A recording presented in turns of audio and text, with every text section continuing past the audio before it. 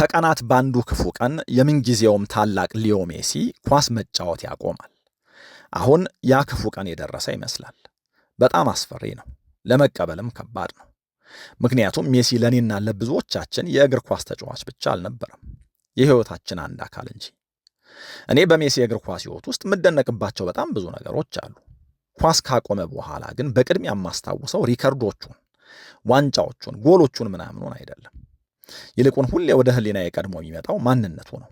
ዝምተኛው ትሑቱ ሰው፣ አፉን በረባ ባረባ ከማላቀቅ ይልቅ በኳስ የሚያወራ፣ ማንም አርጎት የማያውቀውን ሁሉ ካደረገ በኋላ ማንነቱ ያልተቀየረ፣ የታላላቆች ታላቅ ግን ሁልጊዜም ሊዮነቱ ያልጠፋ እና አሁን መጨረሻው እየቀረበ ሲመጣ ብዙዎቻችን እንግዳ የሆነ ስሜት ይሰማናል ስለ ሊዮ። ምክንያቱም በሕይወታችን ውስጥ እንዲህ ትልቅ ቦታ የያዘን ሰው እንዴት ነው የምንሰናበተው? ሜሲን ባርሴሎና ውስጥ ወጣት ሆኖ አየነው።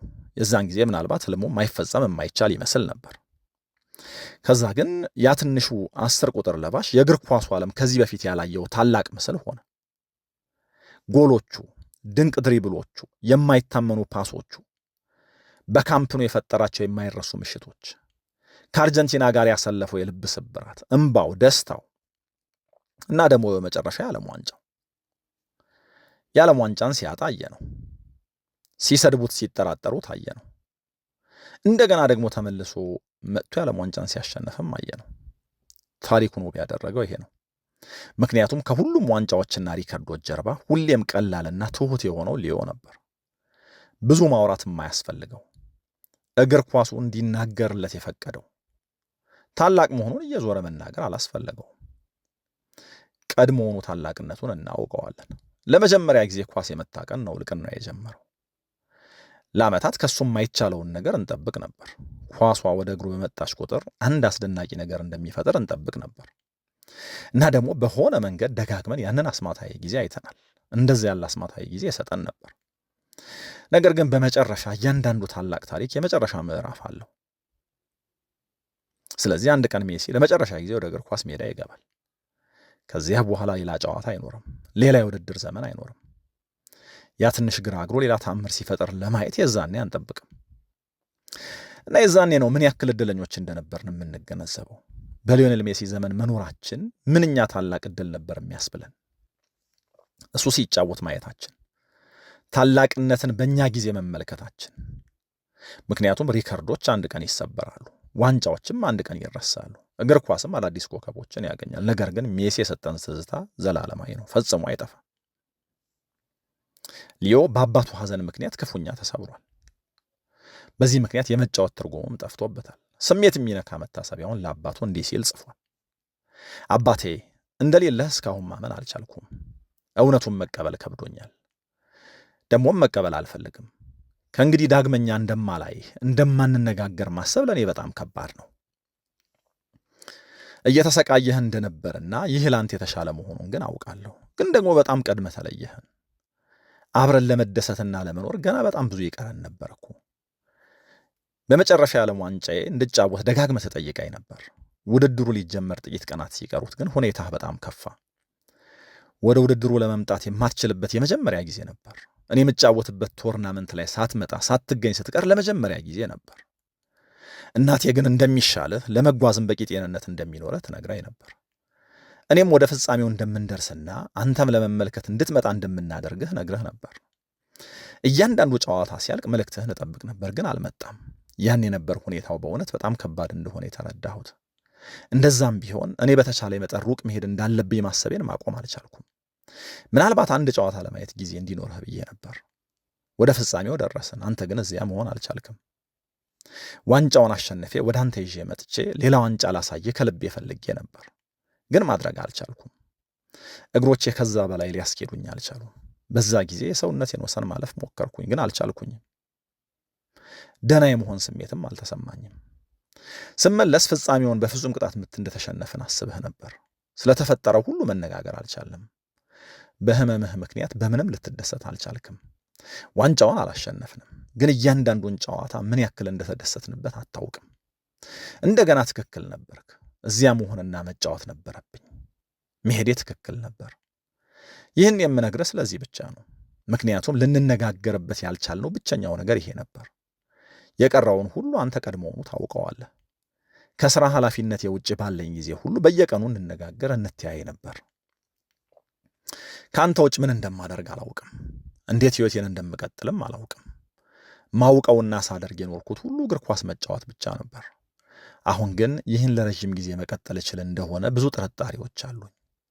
ከመጀመሪያው ጀምሮ ከጎኔ ነበርክ። ወደ እግር ኳስ ማብቂያዬ ወደ መጨረሻው በጣም ተቃርበን ነበር። ለምን ትንሽ ተጨማሪ ጊዜ አልቆየህም? አብረን እንድንጨርሰው ለምን ትንሽ አልጠበቅከኝም? ደስታህ የሚመጣው በቤተሰብ ጥሩ ሁኔታ ላይ መሆን እንደነበር አውቃለሁ። ሚስትህና ልጆችህ እና ደግሞ ከምንም በላይ እኔን ስጫወት ማየት ደስታህ ነበር። ከልጅነቴ ጀምሮ ሁሌም እንደዛ ነበር። ከስራ እንደገባህ ወዲያው ሁሌም ወደ ልምምዶቼ ተወስደኝ ነበር። እናቴ አብዝታ ብዙ ጊዜ ወደ ልምምዶቼ ተወስደኝ ነበር። ምክንያቱም አንተ በስራ ላይ ስለነበርክ፣ ለቤተሰብህ ትደክም ስለነበረ። እርግጥ ነው አንድም ጨዋታዬን አልቀረህም። እኔን ስትመለከት ምን ያክል ትሰቃይ እንደነበረና ምን ያክል ትደሰት እንደነበረም አውቃለሁ። ምንም እንኳ ብዙ ጊዜ ባታሞግሰኝም ባታመሰግነኝም። አባት ነበርክ፣ ጓደኛዬ ነበርክ እና ደግሞ ወኪሌም ነበርክ። በእያንዳንዱ ጊዜ እኔ የምፈልገው ሰው መሆን ትችል ነበር። አንድም ነገር ሳትሳሳት ሁሌም ከጎኔ ነበርክ። አንዳንድ ጊዜ ብንከራከርም ወይም ደግሞ ብትወቅሰኝም በመጨረሻ ግን ሁሌም ትክክል ነበርክ። በመጨረሻ ነገሮች እንደነገርከኝ የሆኑ ነበር። በጣም እናፍቅሃለሁ። ሁልጊዜም ከኛ ጋር ትኖራለህ። በተለይም ልጆችን በማሳደግ ውስጥ ሁሌም አብረህን ትኖራለህ። ምክንያቱም አንተና እናቴ እንዳሳደጋችሁኝ እኔም ልጆችን እያስተማርኩኝና እያሳደግኩኝ ነው። በሰላም እረፍ። እዚህ ምድር ላይ እንደጠበቅከን ከዚያ ላይም ሆነ ጠብቀን። ለሁሉም ነገር አመሰግናለሁ። እወድሃለሁ አባቴ ይላል። በጣም ስሜት የሚነካ ነው አይደለ? እንደዚህ ባለ መንገድ ለሜሲ መጫወት በጣም ከባድ ይመስላል። የሜሲ ህልም የዓለም ዋንጫውን አንስቶ ለአባቱ ማሳየት ነበር። በዓለም ዋንጫው መሰናበት ነበር እና ለተወሰነ ጊዜ በክለብ እግር ኳስ መቀጠል፣ በክለብ እግር ኳስ መጫወት። ሜሲን ከልጅነቱ ጀምሮ በእያንዳንዱ የእግር ኳስ ጆርኒ አባቱ አጅበውታል፣ ተከትለውታል። በሜሲ ህይወት ውስጥ የተወሰኑ ውሳኔዎች በሙሉ የአባቱ አሻራ ነበረባቸው። የሜሲ የእግር ኳስ ህይወት የስኬት ነው። የሜሲ የቤተሰብ ህይወት የስኬት ነው። እዚህ ስኬት ውስጥ ትልቅ ድርሻ ይወጡ ነበር። እኚህ ሰው እንዳለው አባት፣ ጓደኛና ወኪል ነበሩ። እያንዳንዱ ሜዳ ላይ ተገኝተዋል። እያንዳንዱን ቶርናመንት አይተዋል። ለዚህኛው ቶርናመንት ላይ ግን መገኘት አልቻሉም። የሜሲ ስሜታዊነት የሚመነጨው ከዚህ ነው። በእግር ኳስ ያላሳካው የለም፣ የሚቆጨው ነገር የለም። ግን ደግሞ እንደው አብረን የጀመርነውን የእግር ኳስ ጉዞ አብረን እንድንጨርስ ብትፈቅድ አብረን ብንጨርሰው ኖሮ የሚል ቁጭት ተፈጥሮበታል። ለዚህ ነው እግር ኳስ የሚጫወትበት ትርጉም የጠፋው፣ ጣዕሙ የጠፋው። ለዚህ ነው ሊዮ ሜሲ 2028 ላይ ከኢንተር ማያሚ ጋር ያለው ኮንትራት ሲያበቃ የሜሲ እግር ኳስ ህይወት ያበቃል ተብሎ ነው የሚታመነው። ይህን ረዥም መንገድ አብረውት ከተጓዙ በኋላ እዚህ ጋር እጅ ሰጥቶ አባቱ እና እንደ ሜሲ ላለ የቤተሰብ ሰው ይሄ ትልቅ ስብራት ነው። ብዙ የእግር ኳስ ተጫዋቾች ወላጆቻቸውን፣ የቅርብ ሰዎቻቸውን አጥተው ስሜታቸውን ሊገልጹ ሲሞክሩ ሰምቼ አይቼ አውቃለሁ። እንደዚህ ባለ ጥልቅ ኮኔክሽን ግን ልብ የሚነካ ንግግር ወይ ደግሞ ልብ የሚነካ ጽሑፍ አስተውዬ አላውቅም። ምን ያክል መሰበሩን፣ ምን ያክል መጎዳቱን፣ ምን ያክል ቅርብ መሆኑን ያሳያል። አንዳንድ ጊዜ የቤተሰብን ጉዳይ ስታስቡት እግር ኳስ በጣም መሰረታዊ ነገር አይደለም። ከእግር ኳስ በጣም የላቁ በጣም መሰረታዊ የሚባሉ ነገሮች አሉ። ከቤተሰብ ጋር እግር ኳስ አይወዳደርም። ከተወዳጆቻችን ጋር እግር ኳስ አይወዳደርም። ወላጅን ማጣት፣ ስፔሻሊ አባትን ማጣት በተለይ ደግሞ ቅርብ ለሆኑና እንደዚህ ባለ ስብራት ውስጥ ላለፉ ሰዎች ብቻ የሚገባ ነገር ነው እና ሊዮ አሁን እንደዚህ ባለ መንገድ ልቡ ተሰብሯል። በእርግጥ በጣም እድለኛ አባት ናቸው። ለልጃቸው የከፈሉት መስዋዕትነት፣ ለልጃቸው የከፈሉት ዋጋ ያለ ጥያቄ ልጃቸውን ስኬታማ አድርጎታል።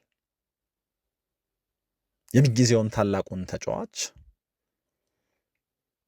ለስኬት አብቅተውታል እና ደግሞ እያንዳንዱን ስኬት ተመልክተዋል። ሜሲ በእግር ኳስ ውስጥ ያሳካውን ሁሉ ዋና ዋና የሚባል ነገር አባትየው ማየት ችሏል። ይሄ ትልቅ እድል ነው። ይሄ መባረክ ነው። ግን ደግሞ ማንም ወላጁን ሲያጣ፣ ማንም ተወዳጁን ሲያጣ ስሜቱን መሸከም በተለይ ደግሞ ከቅርበት አንጻር በጣም ከባድ ነው። እና በዚህ ምክንያት ሊዮ ሜሲ ኳስ እየተጫወተ ስለመቀጠሉ እርግጠኛ መሆን አቅቶታል። ሜሲን ስለምንወደው እንደው ቢያንስ ኮንትራቱ እስኪጠናቀቅ እንኳ በኢንተር ማያሚ እየተጫወተ ብናየው የብዙዎቻችን ምኞት ነው።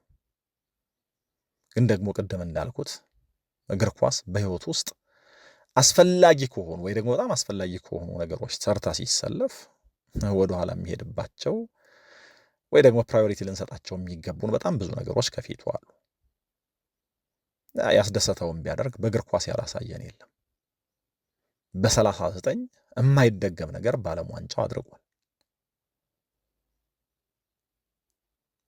ግን ለ20 ምናምን ዓመት የህይወታችን አንድ አካል ሆኖ በየጊዜው ስናየው ስንከተለው ስንወደው የኖርነው ሰው በድንገት ኳስ ሊያበቃ ሲል የብዙዎቻችን ስሜት ከፍ ዝቅ ይላል እና ሊዮ ሜሲ ምናልባት በጣም በቅርቡ ከዚህ ድባቴ ከዚህ ስሜት ውስጥ መውጣት የማይችል ከሆነ እግር ኳስ በቃ ሊል ይችላል። ያሳየን የሰጠን ነገር ዘላለማዊ ቢሆንም ግን ደግሞ እግር ኳስ ለምንወድ ለሁላችንም ግን የሆነ አይነት የስብራት ቀን ይሆናል። እንደው ከዚህ ስሜት ወጥቶ ኳስ ይቀጥላል ወይስ ደግሞ እንደው በድንገት በቃኝ ይላል? እርግጥ አይደለም። ለጊዜው ግን በዚህ ስሜት ስብራት ውስጥ ሆኖ መቀጠል ስለመቻል እርግጠኛ አይደለሁኝም ብሏል። ሜሲን የምትወዱት ሰዎች ሐሳቦቻችሁ ልታጋሩን ትችላላችሁ። ሰላም ሁኑ።